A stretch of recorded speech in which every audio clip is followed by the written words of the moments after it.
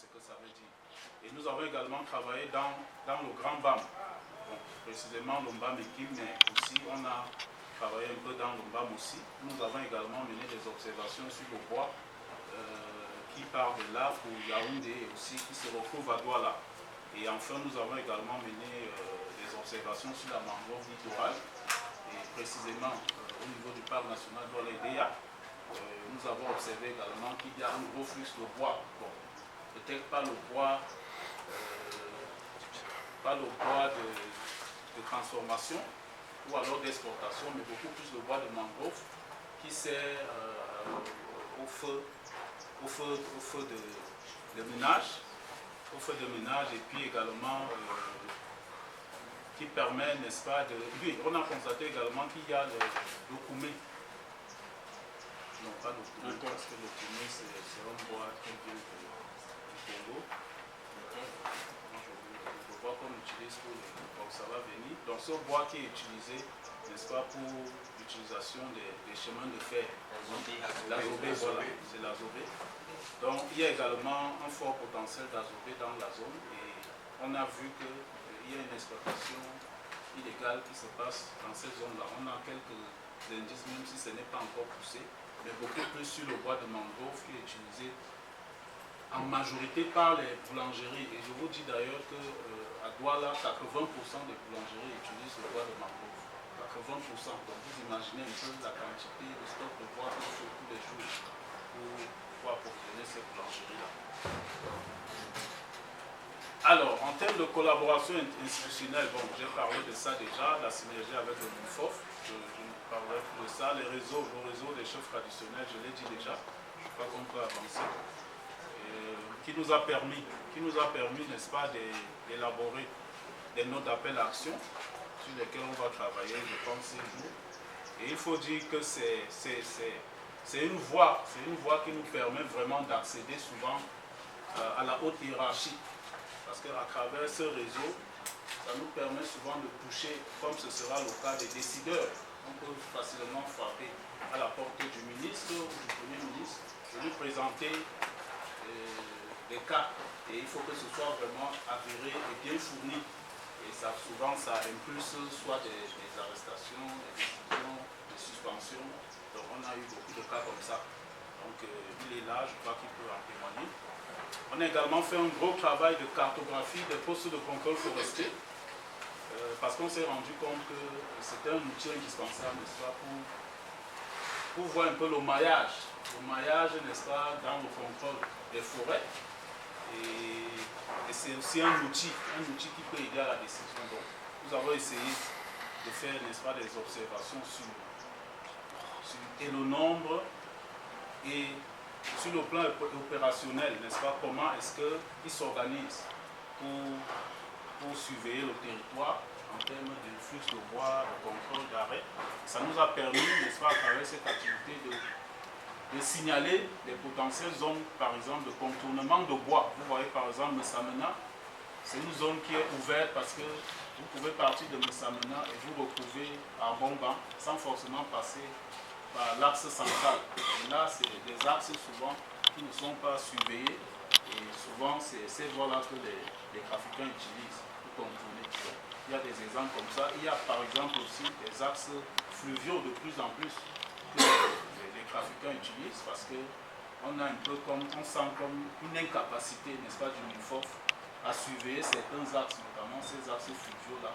D'abord parce qu'il n'y a pas de moyens, ça c'est vrai, mais aussi parce qu'ils ne sont pas vraiment formés à ça.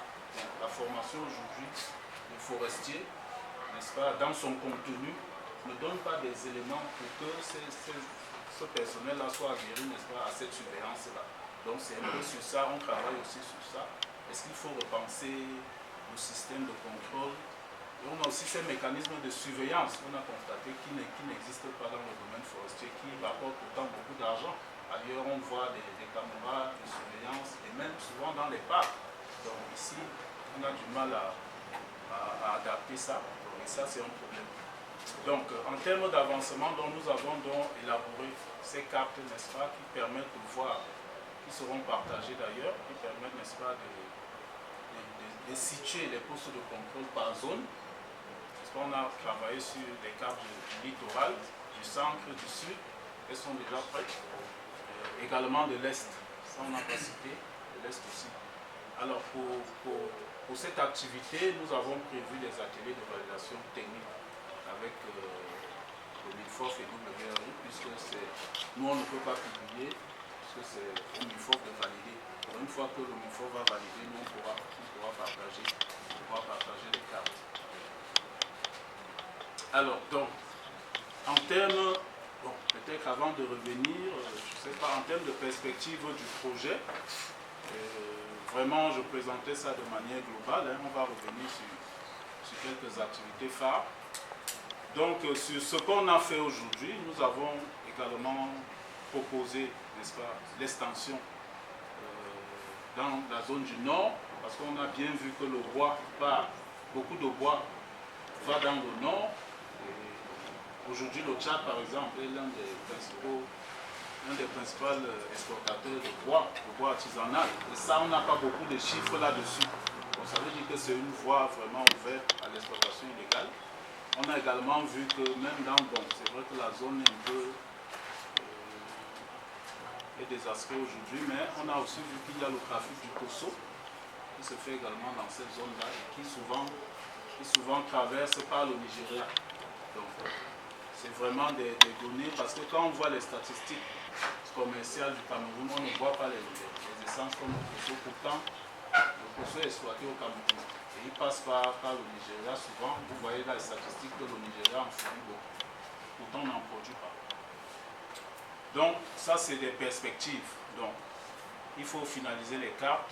Oui, ça, on l'a dit. Il faut également améliorer la collaboration avec n'est-ce pas, d'autres administrations, parce que ça aussi, on se rend compte que souvent, les infractions se limitent au cadre forestier. Parce que quelqu'un qui a par exemple des désastres environnementaux, il en parlait tout à l'heure, et souvent ça, parce qu'en plus des infractions forestières, il y a parfois par exemple des infractions environnementales qui doivent être accompagnées, ça doit être un dossier, n'est-ce pas, qui permet que la sanction soit vraiment dissuasive.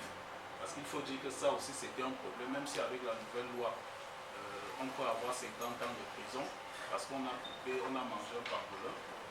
Mais la loi n'est pas assez dissuasive. Et souvent, une rue de bois permet, n'est-ce pas, de payer l'infraction et de continuer paisiblement son activité d'exploitation illégale.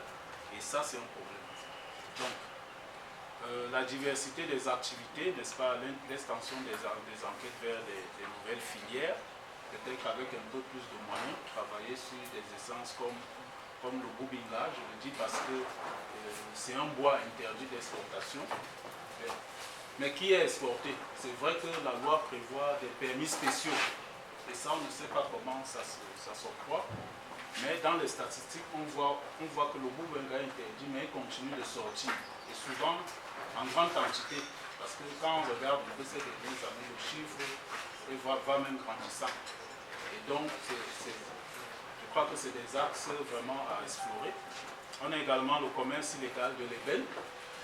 Aujourd'hui, ça prend de l'ampleur.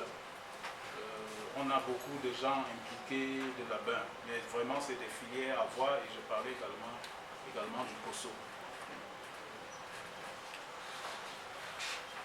Alors ça je l'ai dit déjà, je crois que c'était juste un résumé. L'ébène, le Boubinga, le Kosso, oui. Donc voilà un peu globalement les axes, n'est-ce pas, sur lesquels nous avons travaillé dans le cadre de ce projet, avec des résultats divers, n'est-ce pas, en fonction, n'est-ce pas, des localités dans lesquelles nous avons travaillé.